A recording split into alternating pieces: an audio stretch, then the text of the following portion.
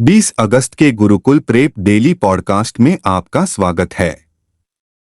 Update. एक महत्वपूर्ण दिन। अक्षय ऊर्जा दिवस भारत 20 अगस्त। भारतीय अक्षय ऊर्जा दिवस एक वार्षिक कार्यक्रम है जो 20 अगस्त को मनाया जाता है। इस पहल का उद्देश्य अक्षय ऊर्जा के महत्व के बारे में जागरूकता बढ़ाना है। अक्षय ऊर्जा प्राकृतिक स्रोतों से उत्पन्न होती है जो समय के साथ पुनः प्राप्त होती रहती हैं, जैसे सौर, पवन और जल। इस दिन की स्थापना 2004 में नवीन और नवीकरणीय ऊर्जा मंत्रालय (MNRE) द्वारा की गई थी और यह देश में बदलाव लाने के लिए एक महत्वपूर्ण घटना रही है। यह पहली बार दिल्ली में मनाया गया था और अब पूरे देश में मनाया जाता है। अपडेट। 2 महत्वपूर्ण दिन। विश्व मच्छर दिवस 20 अगस्त। विश्व मच्छर दिवस 20 अगस्त को सर रोनाल्ड रॉस द्वारा 1897 में मच्छरों और मलेरिया के संक्रमण के बीच संबंध की खोज के लिए मनाया जाता है। दिन का उद्देश्य मलेरिया के कारणों और इसकी रोकथाम के बारे में जागरूकता बढ़ाना है। रॉस ने पता लगाया कि यह मादा मच्छर है जो मनुष्य में मलेरिया फैलाती है। London school of hygiene and tropical medicine वर्ष 1939 से ब्रिटिश डॉक्टर के काम को श्रद्धांजलि देने के लिए यह कार्यक्रम आयोजित कर रहा है। 2024 विश्व मच्छर दिवस का विषय अधिक न्यायसंगत दुनिया के लिए मलेरिया के खिलाफ लड़ाई में तेजी लाना है। अपडेट। 3 महत्वपूर्ण दिन। सद्भावना दिवस 20 अगस्त। भारत के छठे प्रधानमंत्री राजीव गांधी की जयंती 20 अगस्त को सद्भावना दिवस के रूप में मनाई जाती है। इस दिन का उद्देश्य सभी धर्मों के बीच शांति, राष्ट्रीय एकता और सांप्रदायिक सद्भाव को प्रोत्साहित करना है। इस अवसर को चिह्नित करने के लिए देश भर में कई सांस्कृतिक कार्यक्रम और टूर्नामेंट आयोजित किए जाते हैं। तमिलनाडु के श्रीपेरम्बुदूर में एक आत्मघाती बम हमले में राजीव गांधी की हत्या के लगभग एक साल बाद 1992 में सद्भावना दिवस पहली बार मनाया गया था। राजीव गांधी का आधुनिक दृष्टिकोण राष्ट्र की प्रगति में उनके योगदान में परिलक्षित होता है। उन्होंने भारत में उच्च शिक्षा के आधुनिकीकरण और विस्तार के लिए 1986 में शिक्षा पर एक राष्ट्रीय नीति का प्रस्ताव रखा। अपडेट। 4 पुस्तकें। बिहार के राज्यपाल ने Gandhian statesman of Bihar Nitish Kumar पुस्तक का विमोचन किया। बिहार के राज्यपाल राजेंद्र विश्वनाथ अर्लेकर ने मुख्यमंत्री नीतीश कुमार पर Gandhian statesman of Bihar Nitish Kumar नामक एक पुस्तक लॉन्च की। पुस्तक बिहार के मंत्री अशोक चौधरी और उनकी बेटी सांसद शांभवी चौधरी द्वारा सहलिखित है। पुस्तक बिहार के मुख्यमंत्री नीतीश कुमार के राज्य के विकास में योगदान पर केंद्रित है, जिसका उद्देश्य युवा पीढ़ी को उनके काम के बारे में सूचित करना है। इस कार्यक्रम में बिहार विधानसभा के अध्यक्ष नंद किशोर यादव, उप मुख्यमंत्री सम्राट चौधरी, गायक उदित नारायण और लोकसभा सांसद अरुण गोविल भी उपस्थित थे। अपडेट। 5 अंतर्राष्ट्रीय। क्रोएशिया अनिवार्य सैन्य सेवा को फिर से शुरू करेगा। क्रोएशिया के रक्षा मंत्री इवान अनुसिक ने घोषणा की कि क्रोएशिया अगले साल 1 जनवरी से 2 महीने की अनिवार्य सैन्य सेवा फिर से शुरू करेगा। यह कदम यूक्रेन के खिलाफ रूसी आक्रामकता के साथ साथ बाल्कन में एक स्पष्ट हथियारों की दौड़ और सैन्य निर्माण के बाद यूरोप में बढ़े तनाव के बीच आया है, जो 1990 के दशक में खूनी युद्ध से गुजरा था।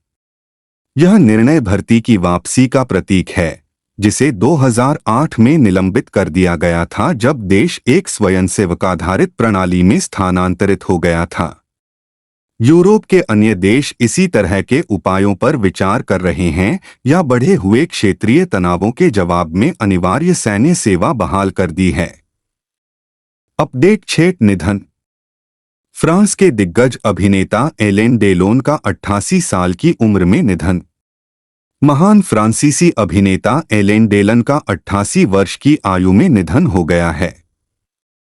फिल्म अभिनेता जिन्हें क्लासिक्स में प्रमुख भूमिकाओं के लिए जाना जाता है, जैसे कि पर्पल नून 1960 और ले समौराई 1967 का निधन हो गया, उनके बच्चों ने फ्रांसीसी मीडिया को बताया।